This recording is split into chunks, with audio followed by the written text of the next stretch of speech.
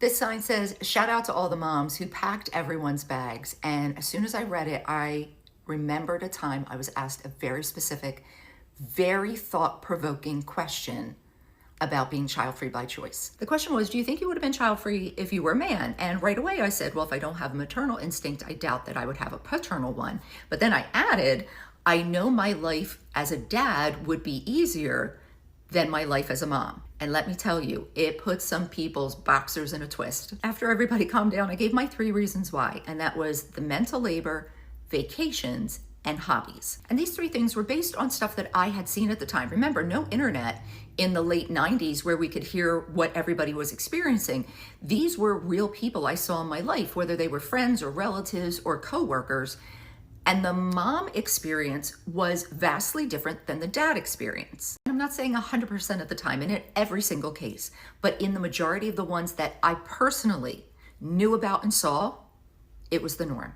First, the mental labor, everything from knowing the child's teacher to what their homework schedule is, what they need for their sports teams, who the doctor is, are they up on their shots, the sizes of everybody's clothing. That all went to the mom. And one guy popped up and said, yeah, my kid's allergic to shellfish. And then the other dads were like, yeah, I know my kid's allergies. And I'm like, awesome.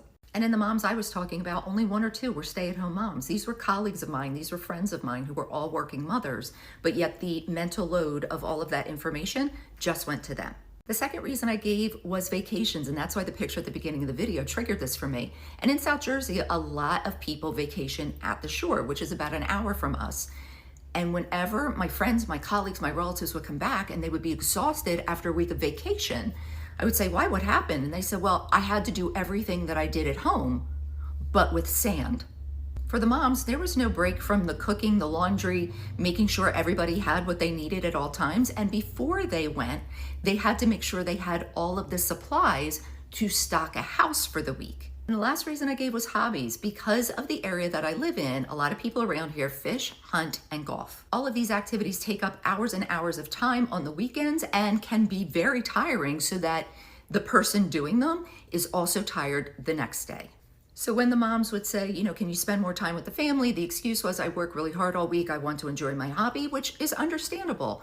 But when my friends would try to have some time out of the house to go and do what they wanted to do, it was so much preparation to even leave the house. And then they would sometimes come home to nobody being fed or things not being done. They said it was actually easier just to stay home than to try to go out and have some time on their own. So that's why I said I never wanted to be a mom. I don't know if I would have wanted to be a dad, but I know it would have been easier. And now that we're all so connected through social media, I can see some examples of families where the division of labor is equal, but I also see a lot of families and a lot of moms talking about how things don't seem to have changed that much. So do my 3 reasons still stand, or has there been a shift in the way that people co-parent?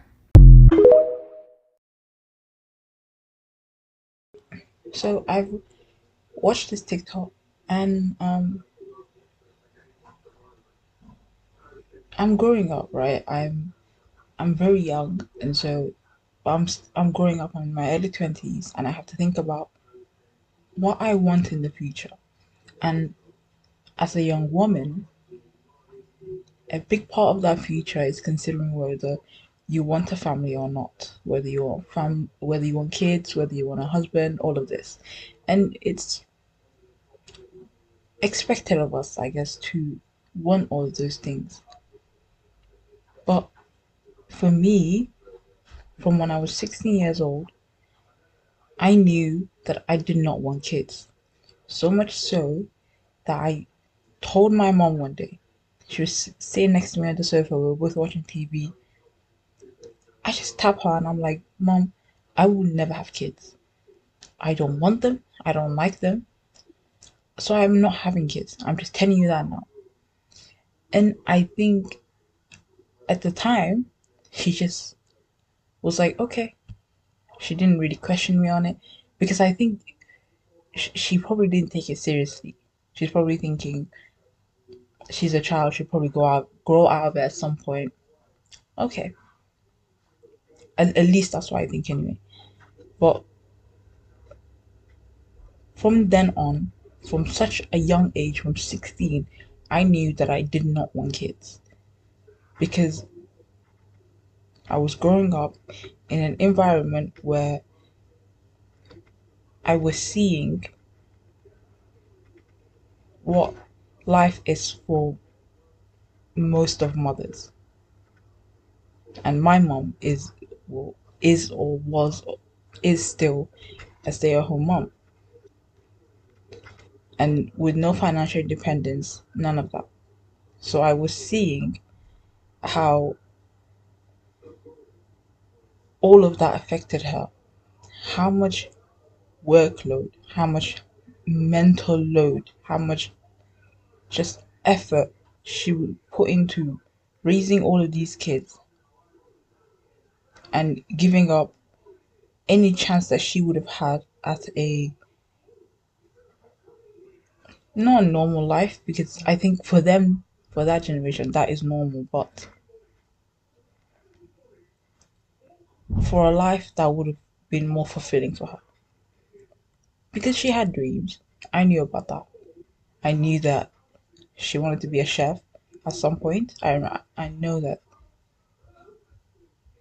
she experimented with a lot of cooking when I was younger, when it was just when my dad wasn't around, it was just her and us. And she would have a cookbook with all of these recipes, and she loved baking, especially. So I know that she had ambitions and she had dreams, but she could not chase those things because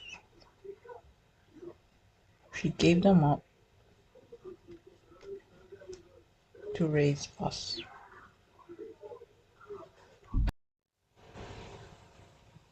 And I think, I don't know if it's true for the rest of my siblings, but at least for me, I was hyper aware. I've always been hyper aware of that.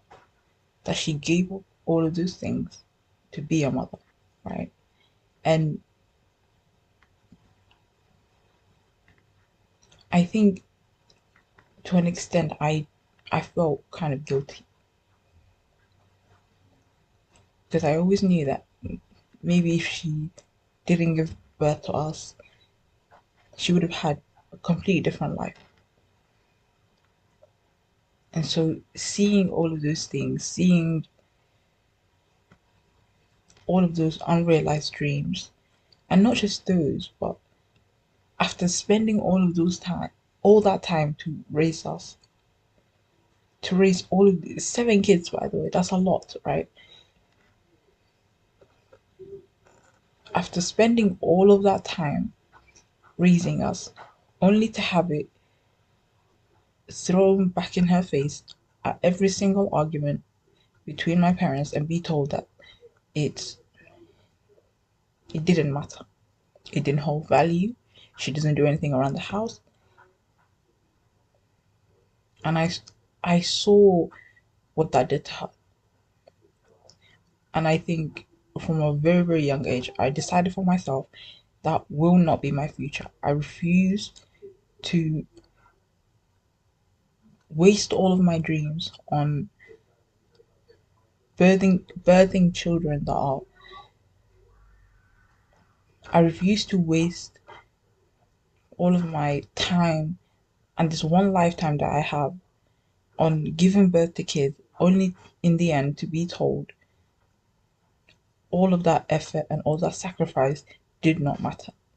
Because I think that's how it's been for women for a very, very long time. And it's just now changing. Now you have, I think the millennials are the new generation that are having kids, but now you have new parents and new dynamics between those parents, and there's more emphasis on the father being more involved and taking an active role instead of just deciding to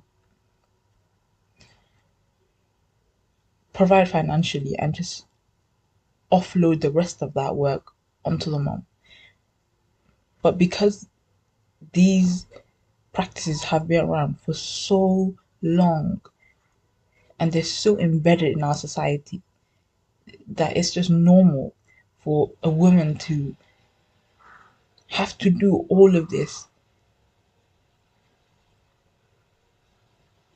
It's going to take a long time to change. And personally, I don't want to put myself through that.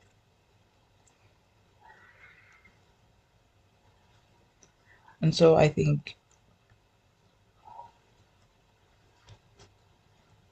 it's mothering, becoming a mother and motherhood. I don't think it's something that's worth it. I think for women in the end, unless that's really what you want. For I don't think for most women it's worth it.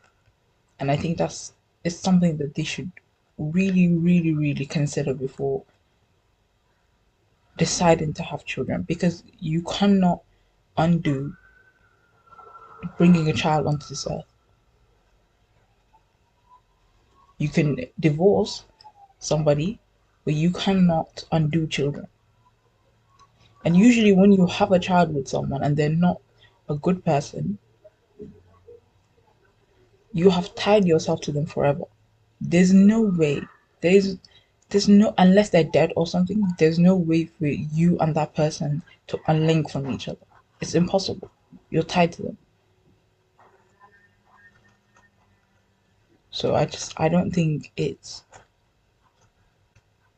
something that is worth it for me to give up all of this, to give up all of me, all of my dreams, all of my um ambitions, just to give birth to kids. Also, I don't like children.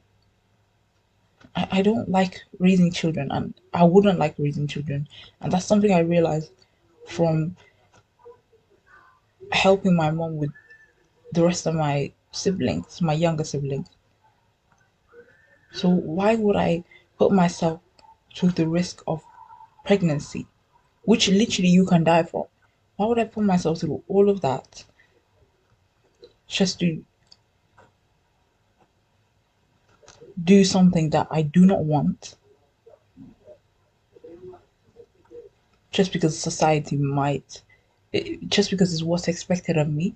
Why would I do that? Why would I put myself through that? I think I deserve to give myself a better chance at life and accomplishing my dreams. So I think, I hope that someone explains it, and I hope it makes sense to other people.